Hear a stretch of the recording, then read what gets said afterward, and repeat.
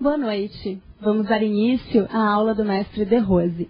Aproveite que você está conectado e vá conferir todos os livros e CDs que o nosso site oferece para download gratuito.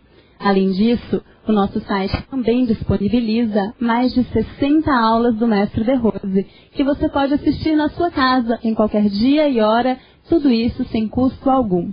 Basta acessar o site www.derose.org.br. Mantendo a tradição do yoga antigo, vamos proceder ao puja, uma retribuição prévia de energia ao ministrante. Quem vai conduzir o puja é o instrutor Vernon, da unidade Higienópolis de São Paulo.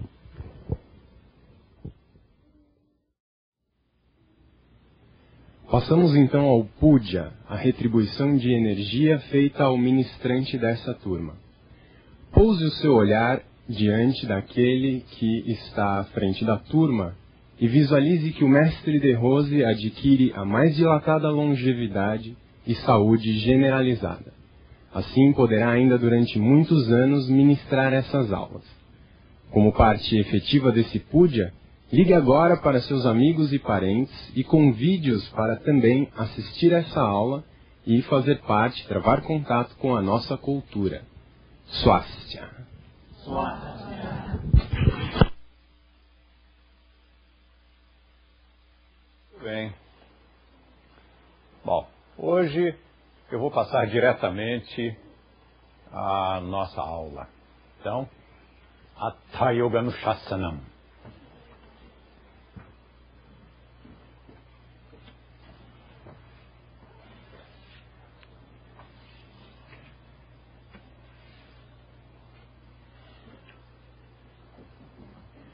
A aula hoje é sobre o Om. Este curso normalmente chama-se Iniciação ao Om. Hoje não vai se chamar assim, porque o detalhe da iniciação não pode ser transmitido. Mas, que ele normalmente é ensinado só aos instrutores formados. Mas o restante a gente pode ensinar. Então, apesar de a minúcia iniciática não ser abordada hoje, mas nós vamos aprender bastante coisa interessante. Primeiro, o que é o Om? Qual é a definição? Imagine que alguém veja você portando a medalha com o Om e lhe pergunte: o que é isso? O que é esse 30 que você tem aí pendurado no pescoço? O que você responderia? Olha, depende de quem perguntou. E depende do seu humor também no dia, né? Se a pessoa é um curioso que, na verdade, não quer saber, perguntou por perguntar, mas não tem nenhum conhecimento e não pretende ter, você dá uma resposta mais lacônica. Você dá uma resposta simples, assim, do tipo: isto aqui é o símbolo do yoga. Pronto. Rápido e rasteiro. Símbolo do yoga. Não se fala mais nisso. Se a pessoa tem um pouquinho mais de informação, ou se ela tem um pouquinho mais de interesse, se você detectou que essa pessoa não perguntou por perguntar, mas ela realmente tem um interessezinho, ainda que leiga, você pode explicar. Não é um 30. Aqui é uma sílaba, está escrita uma sílaba, num alfabeto e num idioma diferente. O idioma é o sânscrito, o alfabeto é o Devanagari. E o que está escrito é Om. O-M. Om. Om é o símbolo universal do yoga. Mas se quem pergunta é um praticante, um aluno seu, caso você seja instrutor, por exemplo, ou um estudante à distância a quem você acabou de conhecer, mas que se identifica como uma pessoa que lê nossos livros e estuda nos nossos vídeos ou através das web classes, e então você pode dar uma explicação um pouquinho melhor. Então você dá a definição mesmo. Om é o símbolo universal do yoga e do hinduísmo, para todas as escolas, para todo o mundo e para todas as épocas. Pronto, essa explicação realmente é mais abarcante. Agora, entre estudiosos, o seu aluno já está um pouquinho mais adiantado, já leu mais, já tem um pouco mais de informação, ou você mesmo, estudante adiantado, instado por um outro colega, também com bastante conhecimento, bastante leitura, e esse colega diz: pois é, aquela definição do yoga é interessante, mas eu sinto que tem mais alguma coisa. Aí você pode dizer: o Om é o próprio corpo sonoro do Absoluto. Olha só que bonito. É como se você disser: o Om é o corpo do Absoluto, mas é um corpo vibratório, não é um corpo físico. Então, é o próprio corpo sonoro do Absoluto, porque a vibração do Om chega a nós como uma vibração sonora. Quantas definições diferentes, mas todas elas coerentes, seguindo a mesma linha de pensamento. No entanto, se você for à Índia, se você perguntar a um hindu, afinal, o Om não é o símbolo universal do yoga e do hinduísmo, se você perguntar a um hindu o que é o Om, ele provavelmente vai responder: é Deus. Está bem, também não está errado não. Mas é claro que é uma outra visão, é uma visão espiritualista, é uma visão puxando para o Vedanta e para outras filosofias hindus. Geralmente as espiritualistas é que mencionam o nome de Deus, porque as outras correntes mais naturalistas ou mais técnicas, elas procuram evitar mencionar a divindade, até para não atrelar os conceitos com nenhuma religião. Afinal, yoga não é religião. Acontece que filosofia também tem o direito de filosofar sobre o absoluto, a divindade, a vida eterna e todas essas coisas. Filosofia é para filosofar, é para matutar, é para se debater. Portanto, filosofias podem sim falar sobre esses assuntos, mas a gente evita, porque o leigo em filosofia argumenta: ué, mas vocês não falaram Deus? Então é religião. Tá bem, então não se fala. Pelo menos na nossa linha, que é Nirishwara Samkhya Yoga. Então, aqui não se usa esse termo. Evitam-se as palavras Deus, Espírito, alma, ou qualquer coisa associada com isso, que é para não deixar margem mesmo para que ninguém confunda.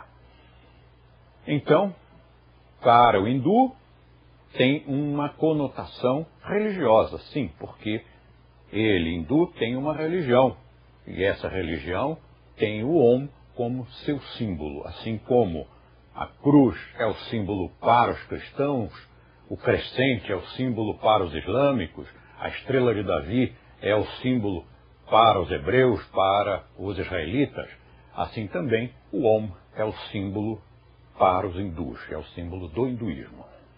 Acontece que nós também precisamos aqui considerar que hinduísmo é toda uma cultura, como o cristianismo. O cristianismo não é uma religião. Hinduísmo também, a rigor, nós poderíamos dizer que não é uma religião. É um conglomerado de religiões, filosofias, seitas, arte, arquitetura, alimentação, etnias. Há uma quantidade muito grande, há uma diversidade muito grande dentro do termo genérico hinduísmo, assim como do termo genérico cristianismo. Qual é a sua religião? Eu sou cristão. Não, você não respondeu. Eu sou cristão, não disse nada. Então, qual é a sua religião? Eu sou católico, eu sou luterano, eu sou batista, eu sou adventista. Agora sim, agora entendi. Da mesma forma, seria interessante se, perguntando a um hindu, ele pudesse definir melhor um pouquinho. Mas no cristianismo usa-se mais isso, no hinduísmo usa-se menos. É mais comum que ele diga, assim, genericamente: eu sou hindu e pronto, com isso já o interlocutor costuma se satisfazer. Além do bloco que a gente chama de hinduísmo, dessa grande cultura, essa grande diversidade que a gente chama de hinduísmo, ainda há as outras correntes, como o budismo, são as minorias. Né? O budismo, se não me engano, hoje detém 1% da população da Índia. É engraçado, né, que o ocidental pensa logo, falou Índia, ele pensa budismo. Pior, você fala yoga e ele pensa budismo. Nada a ver uma coisa com a outra. Mas, enfim, das minorias nós temos, creio que 1% de budistas na Índia, um percentual semelhante a esse de jainistas, que é uma outra religião. Depois nós temos, se não me engano, pelo menos a informação antiga que eu tinha, não sei se está atualizada, é de que são em torno de 6% de Sikhs, que é um outro grupo religioso grande, étnico também. E depois ainda há cristãos, parsis, shintoístas, há uma quantidade naturalmente limitada, mas bem distribuída pelo subcontinente indiano. Afinal, mais de 1 bilhão de habitantes, é normal que eles tenham também uma diversidade bem grande de religiões. E ainda há aqueles cuja religião é o ateísmo. Tratam como tal, né? Há os ateus filosóficos, aqueles filósofos ateus que são radicais, que são até fanáticos do ateísmo e praticamente transformam aquilo numa religião, porque eles são ativistas, eles vão à luta, eles realmente realizam comícios, publicam livros, fazem um auê. E também é uma corrente interessante, porque está lá presente na Índia e um dos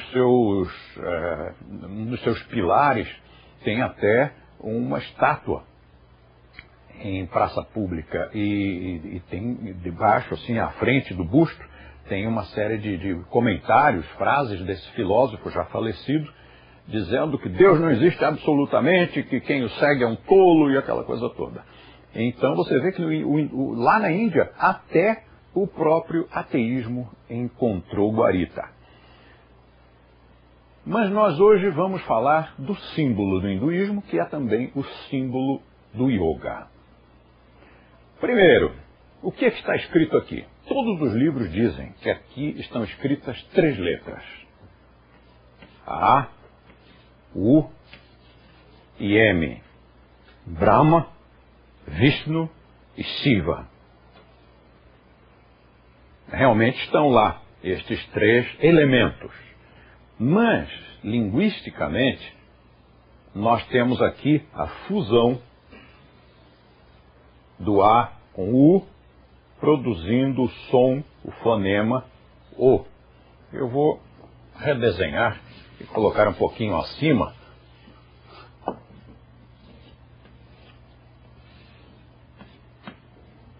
Então, as 3 letras, ou os 3 elementos que aqui estão, A e U fundem-se no fonema O longo, e depois o M.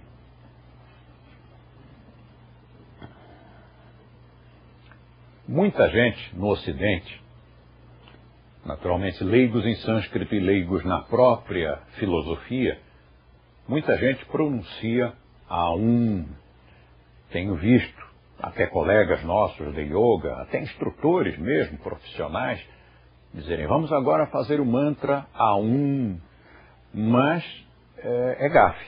Isso equivaleria a você convidar a sua namorada para tomar um chateau do Valier, né? Então, vamos pronunciar direitinho. Você não se esforça por pronunciar o inglês corretamente, o francês corretamente. Vamos então pronunciar o sânscrito corretamente. Aqui há uma fusão, não se pronunciam estas letras separadamente. Pronuncia-se o Om. E a questão do M, que é uma questão curiosa também e interessante, é que o M, na verdade, não é uma letra. Porque aqui, neste conjunto, o M está aqui. Então, se ele está aqui em cima, e ele é chamado Bindu, o restante é chamado nada. Nada com acento significa som. Shivananda, no seu livro Nada Yoga, o yoga do som, declara textualmente, para ser mantra tem que ter nada mais bindu. Ora, o que é nada mais bindu.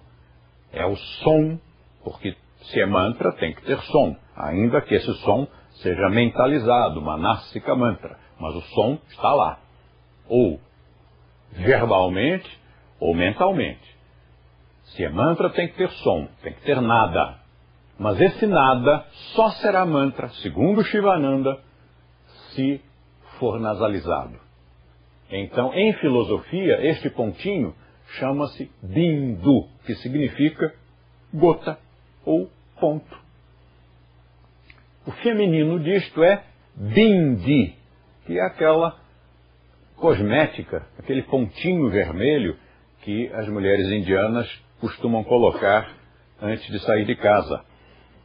Aqui no Ocidente as meninas passam batom, pintam os olhos. Na Índia elas pintam aqui assim, colocam uma coisinha vermelhinha. Mas não são só as mulheres não. Os homens também, para mostrar que são devotos. Inclusive se você for a um templo, fizer lá o seu puja, provavelmente o sacerdote vai colocar o dedo naquele pó vermelho, vai chegar na sua testa e dar uma pintadela aqui de vermelho. Você vai sair do templo com aquela marca que diz o quê? Fui ao templo, sou uma pessoa devota.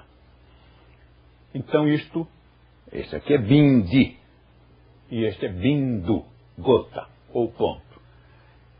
Isto se usa na linguagem do yoga, do Vedanta, do Samkhya, do Tantra, ou seja, usa-se em filosofia. Mas se você for procurar esta informação em um dicionário ou em uma gramática, você vai encontrar outra palavra, você vai encontrar o termo anuswara,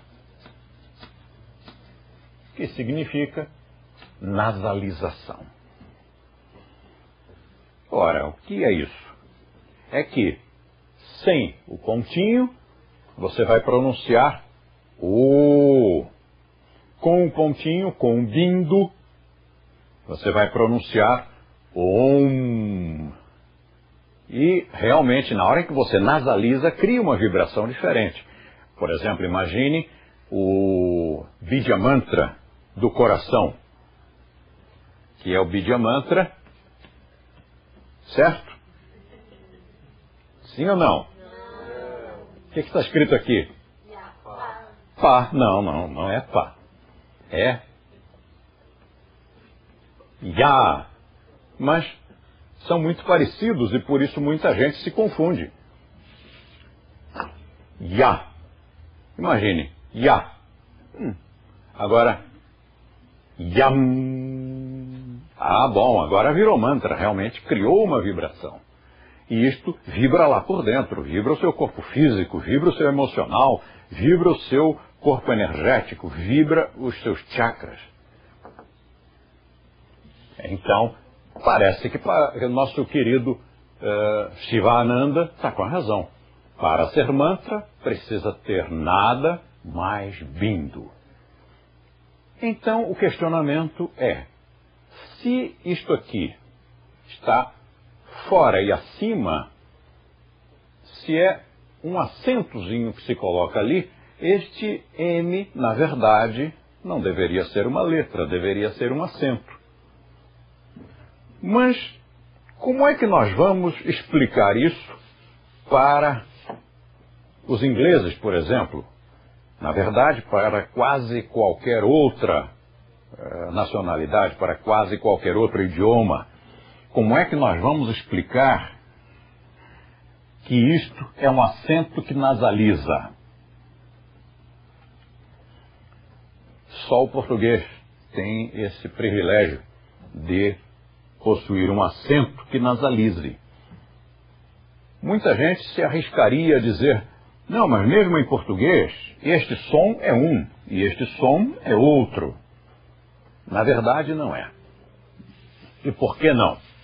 Nós vamos agora avançar um pouco mais e declarar que mesmo que você que nos escuta seja de língua inglesa, de língua francesa, língua alemã, a língua que for, isto aqui é o símbolo fonético, ou seja, pertence a um alfabeto chamado alfabeto fonético, que é universal, usa-se para escrever qualquer língua. é um alfabeto que tem muito mais caracteres, muito mais letras, e essas letras nos mostram todas as nuances. Por exemplo, a um leitor, você vai a um bom dicionário, olha ali aquela palavra em inglês ou francês ou qualquer outra língua, mas como é que se pronuncia aquilo, já que em inglês um A pode ter som de A, pode ter som de E, pode ter som de EI e pode ter som de O. Então como é que eu pronuncio aquilo? Vai para o alfabeto fonético, que normalmente está entre parênteses, logo a seguir. E neste alfabeto fonético, este símbolo é o símbolo utilizado para escrever, por exemplo, pronto, que aliás é com N, mas não importa. Você escreveria assim. O símbolo do som O nasalizado. Então, na verdade, não é só para o português. Isto aqui poder-se-ia utilizar para qualquer língua, mas seria necessário que o leitor tivesse conhecimento do alfabeto fonético, o que normalmente não ocorre. Então, para não complicar, nós não vamos usar isso aqui como um acento. Nós sabemos que é um acento, mas nós vamos escrever M. E este acento aqui, de onde saiu? Saiu desta fusão, desta crase. O fato de ter duas letras que se fundem numa só resulta numa crase. Crase do grego, que significa fusão. Sendo letras diferentes, nós indicamos a crase com acento circunflexo. Sendo letras iguais, indicaríamos a crase com acento agudo. Nesta convenção, porque existem muitas convenções. Sempre que você for explicar a utilização do acento circunflexo e do acento agudo, você tem que complementar, você tem que terminar a explicação dizendo nesta convenção, porque existem várias convenções para transliteração do sânscrito. E qual é a bibliografia em que nós podemos nos apoiar para que não digam, foi o De Rose? Então, para que nós possamos demonstrar, fundamentar que o Om tem acento, assim como Yoga, nós podemos citar o livro, o dicionário, chamado Léxico de Filosofia Hindu. Você já percebeu que não é português, porque hindu está com acento, em português não tem, filosofia também não tem. Léxico de Filosofia Hindu, de Castberger.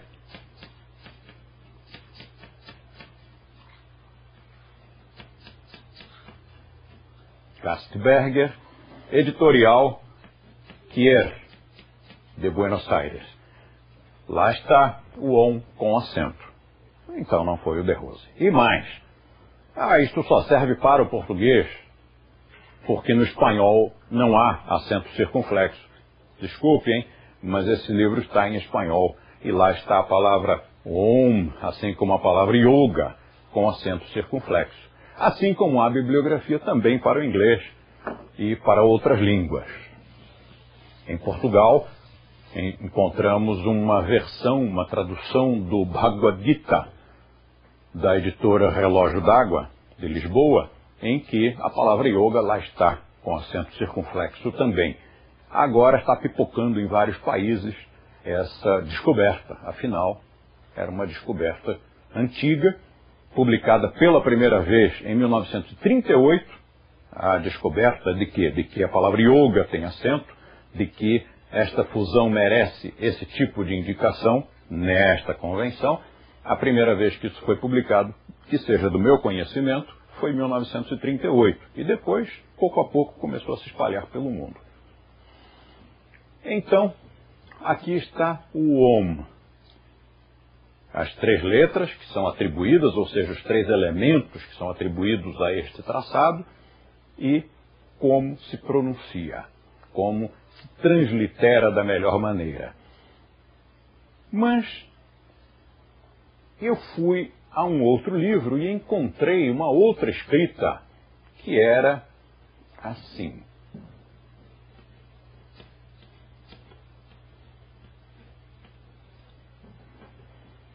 E lá estava escrito que era Om.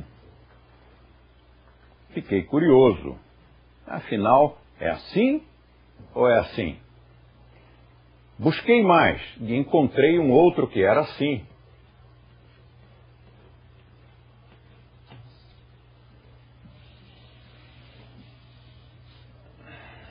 Então, é assim? É assim ou é assim? A conclusão mais lógica é a de que esta deve ser uma escrita muito antiga. Talvez, quem sabe, até anterior ao Devanagari. Sempre que você fizer essa afirmação, por favor, coloque o dispositivo de segurança. Talvez. E quando o seu interlocutor ficar bravo, você diz, não precisa brigar. Eu disse talvez. Por que isso? Porque a escrita Devanagari é essencialmente retilínea. E esta é essencialmente curvilínea.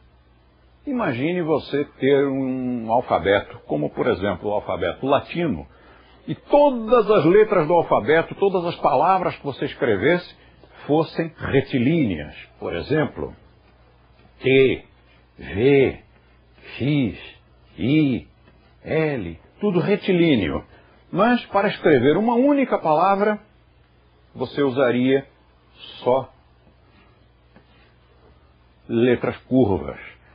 De qualquer forma, chamaria um pouco a atenção.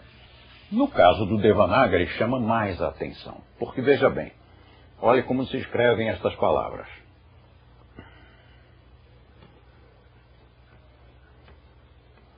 O que será que eu estou escrevendo aqui? Swastya. E agora? Yoga.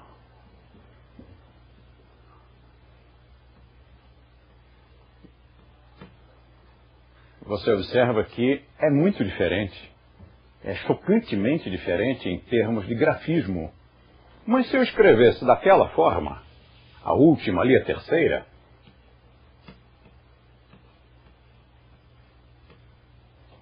estaria coerente. Olha, percebe-se que é a mesma escrita. Então, será que isto aqui não terá sido a evolução deste símbolo? E que daqui teria passado desta escrita para esta, que já começa a ficar retilínea, e daqui para esta outra, que é totalmente retilínea? Há uma possibilidade. Não estou afirmando nada, estou levantando uma questão. O fato é que você vai encontrar em dicionários de gramáticas esta forma e às vezes ainda esta aqui. Em filosofia, em livros de yoga, de Samkhya, de Vedanta, de Tantra, você vai encontrar esta outra forma. Mas é a mesma coisa. Aí, você um dia, viajando pela Índia, ou mesmo pesquisando em livros bons, livros que merecem o nosso crédito, você vai encontrar este Om. Estudando mais, mexendo mais nos alfarrábios, você encontra este outro Om. E depois encontra também este outro. E talvez outros mais. Sua tendência é achar que se um desses está certo, se este é o certo, então estes estão errados. Mas a questão não é essa. Veja bem que na escrita da letra A, você vai encontrar este A. Vai encontrar este outro. Vai encontrar este outro. E eles são muito mais diferentes entre si do que estas escritas do Om. Você entende que isto é um A, entende que isto também é um A, e entende que isto também é um A. Da mesma forma, você entende que isto é um Om, você entende que isto também é, e este também é Om. Então, está correto. Errado não está. Agora, a outra pergunta seria, e ele é iniciático? Esta eu não vou responder aqui. Mas é uma questão que também pode ser levantada. A pessoa que traçou recebeu iniciação ou aprendeu por livro? Ou, quem sabe, aprendeu de outra pessoa que, por sua vez, não tinha iniciação? Então, isso tudo você pode identificar, você pode detectar pela forma como ela traçou o Om. Agora, nós temos estes As. Mas qual é o A, realmente, o A do alfabeto latino? Não é nenhum deles.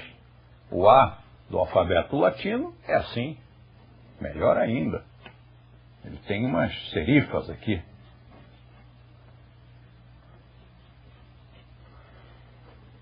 Então, qual é o Om realmente? O Om realmente é este.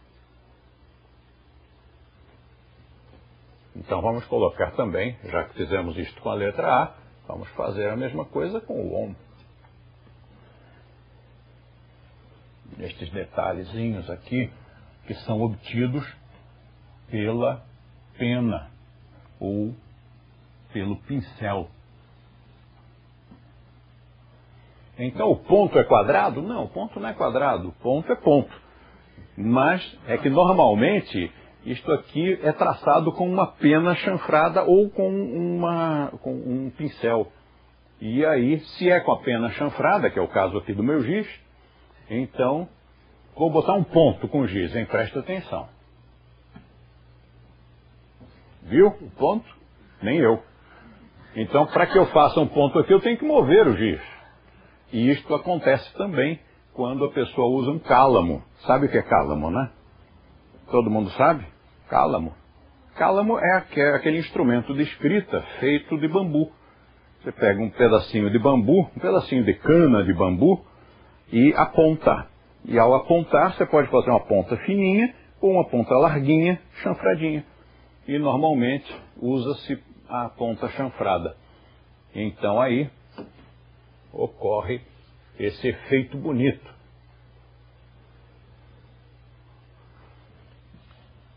Aliás, de uma cana de bambu, mas uma cana pequena, uma caninha, saiu o termo caneta. Olha, nós nunca pensamos nisso, né? Caneta, uma cana pequena. Era com isso que se escrevia antigamente. Bem antes de usar aquela pena de ave. Obrigado. Bem antes de usar penas de aves, usava-se cálamo. O cálamo é bem mais antigo. Por exemplo, para escrever aquelas palavras, aquelas letras bonitas do hebraico, né, se você for escrever,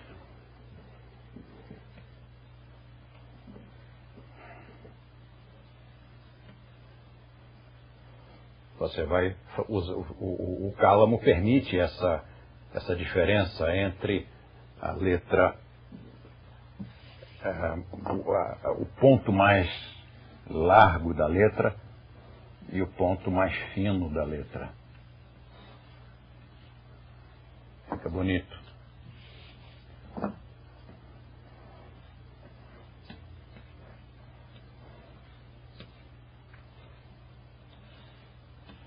E isso também, para você escrever o sânscrito, você também consegue esse efeito. Se estiver ao quadro negro, basta virar o giz, você consegue o mesmo efeito.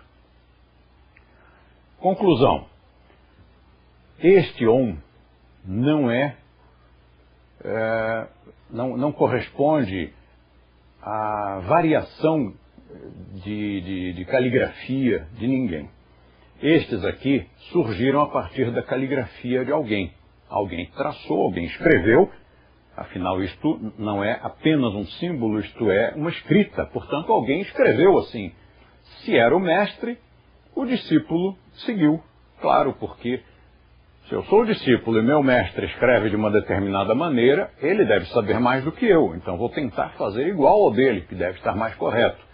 Ou até por uma questão de identificação. Há uma identificação natural entre discípulo e mestre. Então, os discípulos do mestre que tinha esta caligrafia, todos passaram a traçar o Om desta forma. O mestre que tinha esta caligrafia, seus discípulos também passaram a fazer desta forma, e assim sucessivamente. Mas o Om que nós adotamos este aqui da nossa medalha, dá mais um close aqui. Este Om da nossa medalha não é caligrafia de ninguém. Eu conto a história em detalhes no nosso livro Yoga, Mitos e Verdades. Se você ainda não leu, recomendo que leia. Dê uma chegadinha lá, inclusive esse livro está no nosso site para download gratuito.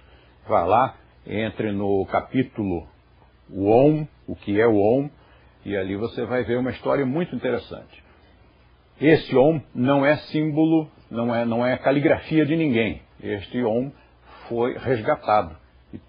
Mas eu não vou contar a história inteira aqui, porque todo mundo, pelo menos todos os que estão presentes aqui, já leram essa história várias vezes e não vou chatear a turma. Se você ainda não conhece essa história, vá lá no livro, você vai gostar do que vai encontrar. Então, este aqui não é caligrafia de ninguém, assim como este A não é caligrafia de ninguém.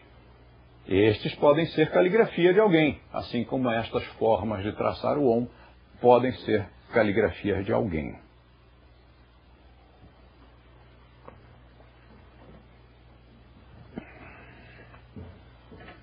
Então, para nós, qual seria a vantagem de usar este Om que não é caligrafia de ninguém?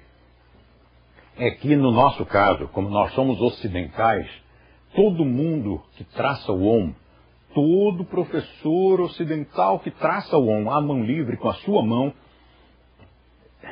desnatura. Não é de propósito, mas é porque não é a nossa caligrafia, nós não sabemos escrever em Devanagari. Raríssimos são aqueles que estudaram o sânscrito e aprenderam a traçar os seus caracteres e fazem mesmo de uma maneira correta. A maioria não faz. Inclusive quando mandam fazer medalhas em ourives. Deus me livre. Se você fez isso, mande derreter o ouro, fazer dente. Né? Faça outra coisa qualquer. Porque saiu errado. Eu te garanto que saiu errado. Um dia, quando eu fui mandar fazer esta medalha, eu tive que recorrer a um escultor. Escultor mesmo. Aqueles caras importantes. E ele fez o primeiro modelo antes que eu pudesse dar mais explicações. Quando chegou aqui, estava um terror. Estava tudo errado. Então fui a ele e expliquei. Ô, seu fulano, não é assim não. Vamos recomeçar do zero. Ele disse, mas o que está errado? Eu disse, tudo. Não dá para mexer. Não dá para corrigir o que está feito. Tem que jogar fora. Eu pago outra vez, mas você começa do início. E ele disse, mas está igual. O meu olhar crítico e sensível de artista, eu olho para as duas e não vejo diferença. Pois é, mas eu vejo. E mais, a escrita em Devanagari que tem aqui em volta, não tem nada escrito na sua versão. Mas está igual, não está igual. É que você não fala sânscrito, não escreve Devanagari. Então, para você fez uns caracteres mais ou menos parecidos. É como se um de nós resolvesse agora, sem conhecer japonês ou chinês, resolvesse escrever nos seus alfabetos. Isso aí é um monte de impropriedade, um monte de absurdo. Então, quando o ocidental põe o dedão aqui, põe o mãozão aqui, ele estraga tudo, porque não sabe. Não é que o ocidental seja inferior, não é nada disso. É porque não estudou, não conhece. O hindu, às vezes, faz um Om feio, mas correto. O importante é que esteja correto. O nosso tem a vantagem de estar correto e ser bonito. São duas, agrega valor, né? É mais um valor agregado. Mas a questão é que eu trouxe lá da Índia e não deixei ninguém pôr a mão. Quando, naquela época, a gente não tinha scanner, né? Então, a gente fazia o fotolito, nós fazíamos o fotolito, ampliávamos, e normalmente o fotoliteiro, o funcionário do que fazia o fotolito, quando havia uma ampliação muito grande, ele dizia que estourava. A letra estourava, o desenho estourava. Então ele ia lá com o pincelzinho, com uma tinta chamada blackout, que não era preta, era meio avermelhada, mas que não deixava passar a luz, por isso era chamada de blackout.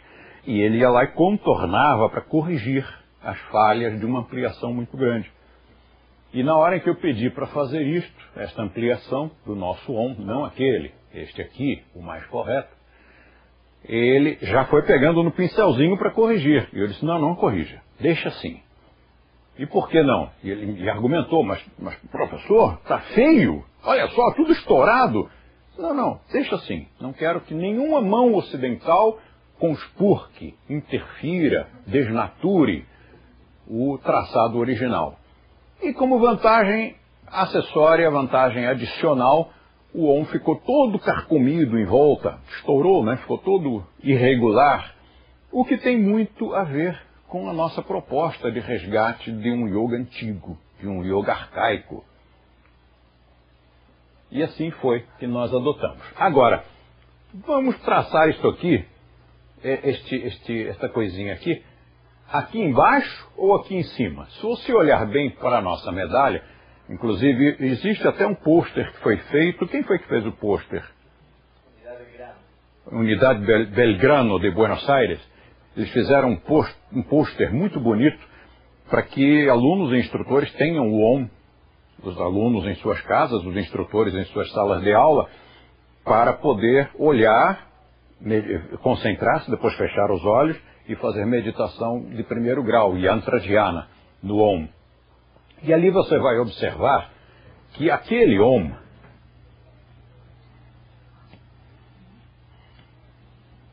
é mais ou menos assim, né? Este aqui, que é o mesmo. O que está no pôster e esse aqui são o mesmo. Então, afinal, isto aqui começa aqui em cima ou começa aqui embaixo? Tanto faz. Com a caneta grossa, com a pena grossa, você não sabe se começou em cima ou embaixo. Mas eu prefiro, quando faço a mão livre, quando eu faço com a minha mão, eu prefiro colocar embaixo para enfatizar que não é para fazer, por exemplo, assim. Ou pior, aquela forma que tem no computador.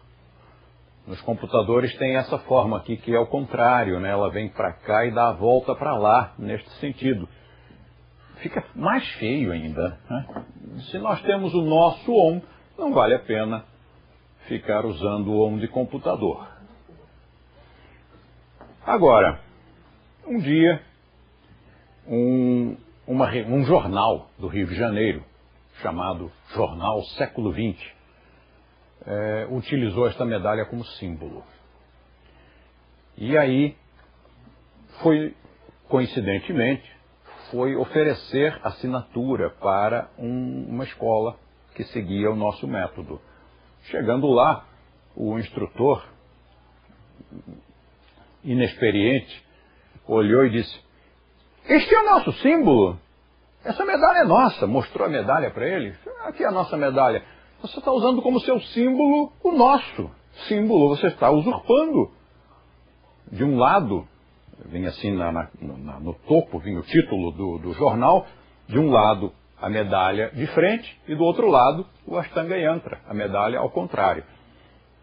E o dono do jornal ficou tão sem graça que me mandou uma carta pedindo desculpas, dizendo: "Eu não sabia, eu pensei que isto fosse uma medalha antiga da Índia, não vou mais usar."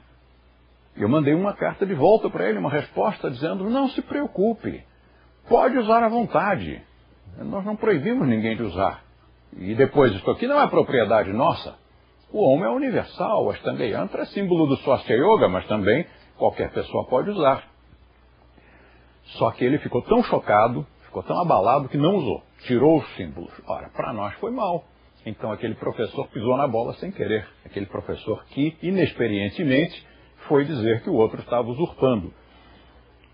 Se alguém usa o nosso OM, nós devemos reagir com indignação?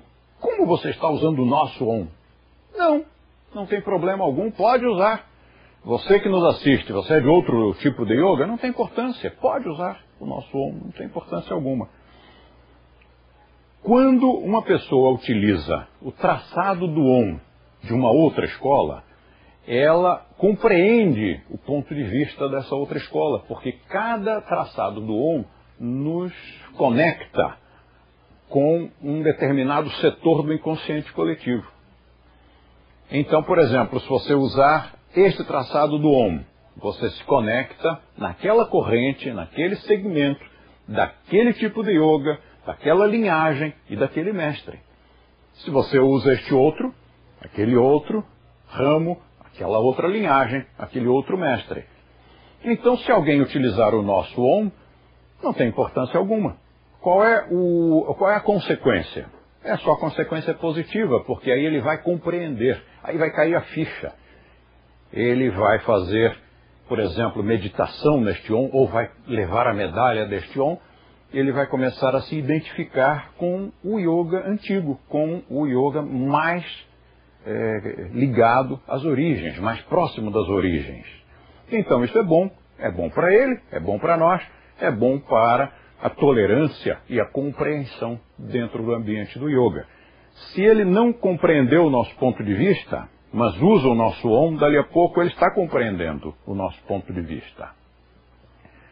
Se o Om é símbolo do yoga, praticamente todas as escolas de yoga do mundo, exceto lá uma ou outra, mas em geral, todas as escolas têm o Om, ou na sala de aula, ou na recepção, ou em algum outro lugar.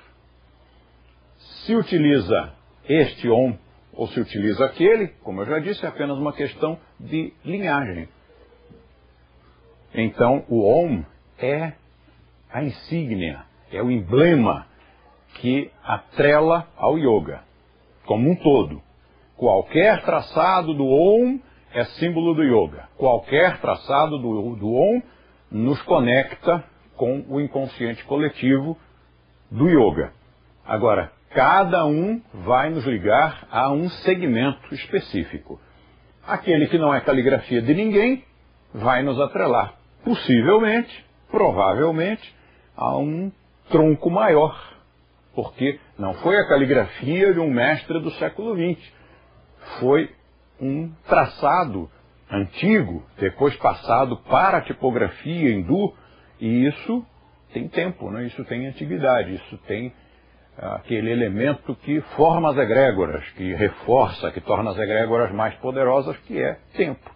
Tempo e quantidade são os dois fatores. Quantidade de pessoas que utiliza e tempo de utilização. Até onde nós sabemos, este traçado, o da medalha, não este feito a giz, este aqui eu tento fazer o mais próximo possível deste, é o mais antigo que nós podemos contactar.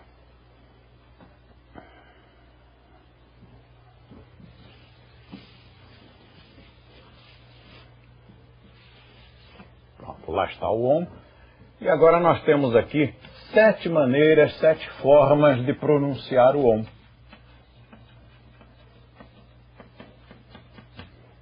7 formas de vocalizar.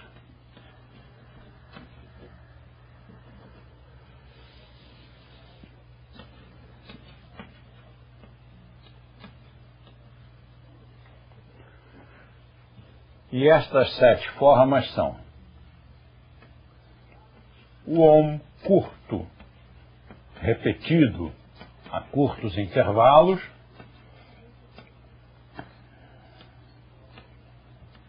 que tem um efeito. O Om longo,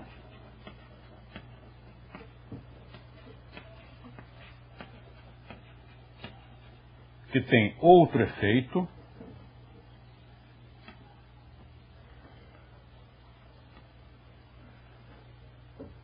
O Om emitido com uma vibração da caixa craniana. Isso também não posso explicar aqui, não é que seja secreto, mas é que não tem como. A gente tem que fazer junto ali o instrutor e o aluno. O instrutor faz, pede ao aluno que faça, ele presta atenção e vê se está certo. Que é o Om com a vibração da caixa craniana. Então vou botar aqui uma vibração da caixa craniana. Tem outro efeito. Depois, este mesmo Om, mas feito sem abrir a boca.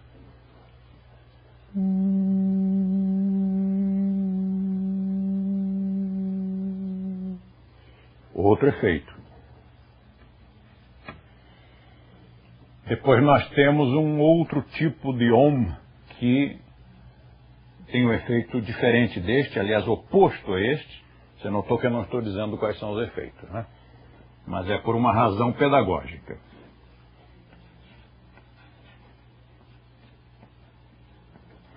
que é o Om em que você inspira, segura um tempo, como se fosse o mantra pranayama, o Omkara pranayama, em que você faz a respiração com um determinado ritmo, retém um tempo, naturalmente um tempo razoável, deixa que essa atmosfera que está dentro do seu pulmão, esse ar que lá está, seja impregnado da sua própria vibração pessoal, e depois você emite, como se estivesse expirando, mas fazendo o Om. Tem que explicar isso pessoalmente, por vídeo não dá.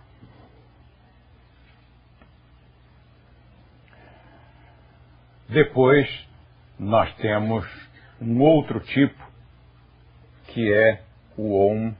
Eu vou saltar, eu vou dar só 6 hoje. O Om, que é o chamado Om contínuo.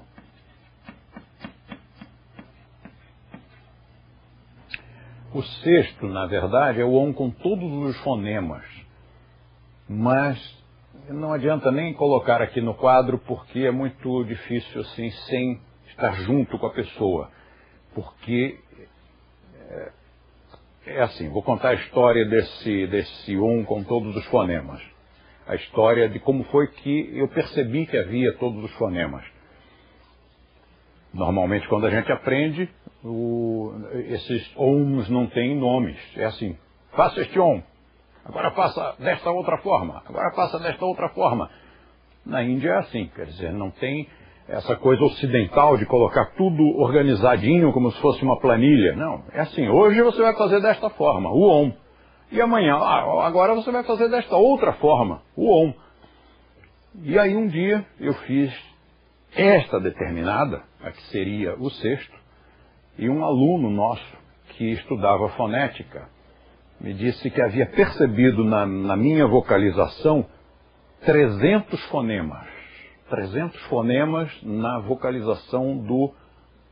Não vou fazer aqui. Pronto.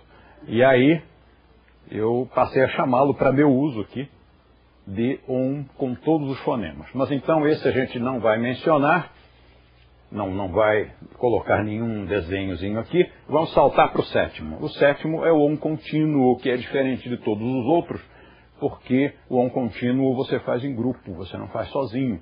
Então ele tem um poder de gerar egrégora.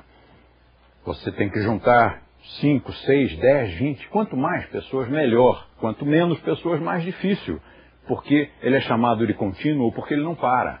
Para que ele não pare, enquanto um está tomando fôlego, os outros continuam. Se você tem poucas pessoas, aquilo fica assim, em altos e baixos. Se você tem muitas pessoas, consegue manter uma homogeneidade no coro.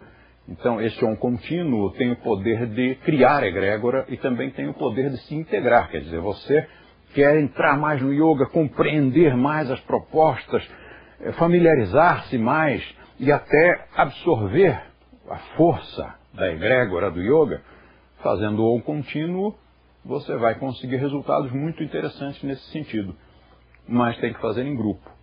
E se você realmente não pode, não tem jeito, você está sozinho mesmo, na sua cidade, quem sabe até uma cidade distante onde não haja nenhum grupo. Há um artifício, não é perfeito, mas ajuda, que é você fazer com um CD que tenha o mantra Om contínuo. Você coloca o CD e faz o seu tomando fôlego. Enquanto isso, a vibração do lugar é mantida, o Om é mantido pelo som da gravação.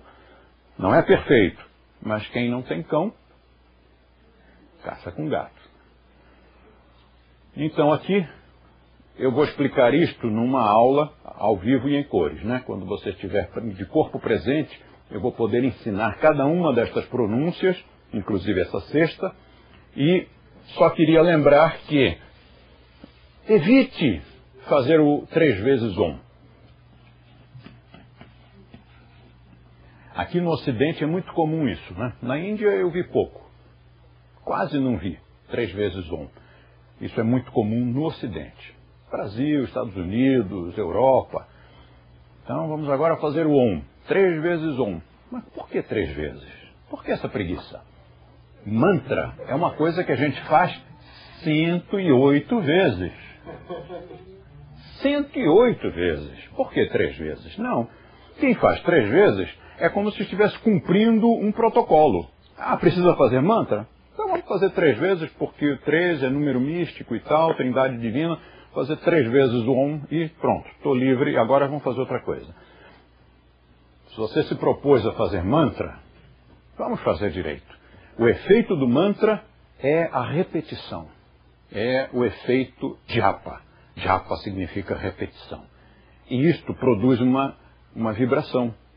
Isto produz uma constante que depois, através desse som sempre repetido, esse ciclo produzido, ele vai criando uma ressonância, e essa ressonância estimula, no caso do Om, estimula o Ajna Chakra, que é o chakra responsável, o centro de força responsável pela meditação.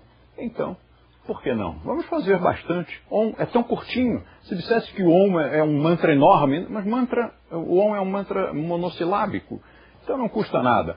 Vamos fazer mantra? Vamos. Então, 108. Não tem tempo, então faça 27. Faça 9. Está com muita preguiça? Faça 9 vezes. Mas 3 vezes é muito pouquinho. Vamos convir, 3 vezes é muito pouquinho. Vamos fazer um pouco mais. Esta explicação completa é um curso que leva aí umas 3 horas, mais ou menos, e tem mais uma quantidade de coisas que a gente precisa explicar. Mas hoje nós vamos ficar por aqui. Swastia.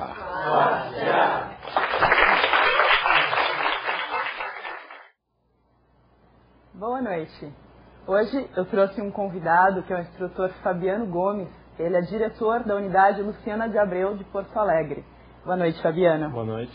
Então, Fabiano está organizando esse ano um evento que já é organizado há 5 anos em Porto Alegre, que é o Insights. É um evento administrativo. Me fale sobre o Insights.